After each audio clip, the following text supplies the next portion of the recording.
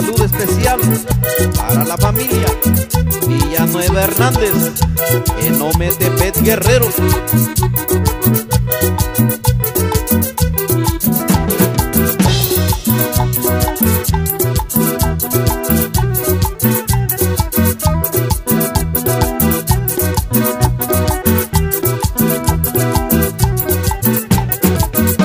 Caminando por la calle una chica yo encontré, tenía una linda sonrisa que luego me enamoré. Caminando por la calle una chica yo encontré, tenía una linda sonrisa que luego me enamoré. Me acerqué juntito a ella, su nombre le pregunté, ¿cómo te llamas preciosa que te quiero conocer? Me acerqué juntito a ella, su nombre le pregunté, ¿cómo te llamas preciosa que te quiero conocer?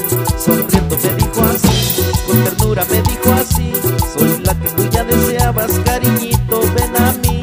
Sonriendo me dijo así, con ternura me dijo así, soy la que tú ya deseabas, cariñito, ven a mí. Y también mandamos saludos para el licenciado Vicente López Carrasco en Malinantepec, Guerrero.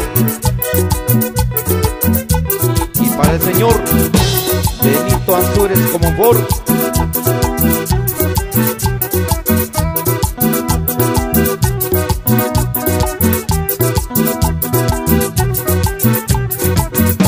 Con mucho gusto le dije, siempre estaré junto a ti, para no separarnos nunca, siempre serás mi vivir. Con mucho gusto le dije, siempre estaré junto a ti, para no separarnos nunca, siempre serás mi vivir. Sonriendo me dijo así, con ternura me dijo así, soy la que tú ya deseabas, cariñito, ven a mí.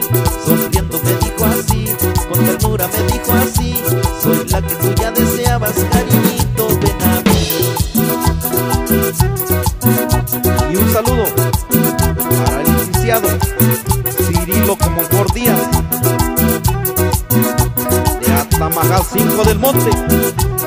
Uy, uy, uy.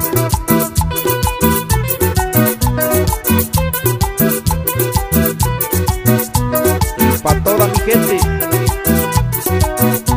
de Alcoyecancingo, Guerrero. Y para la gente de Caguatache.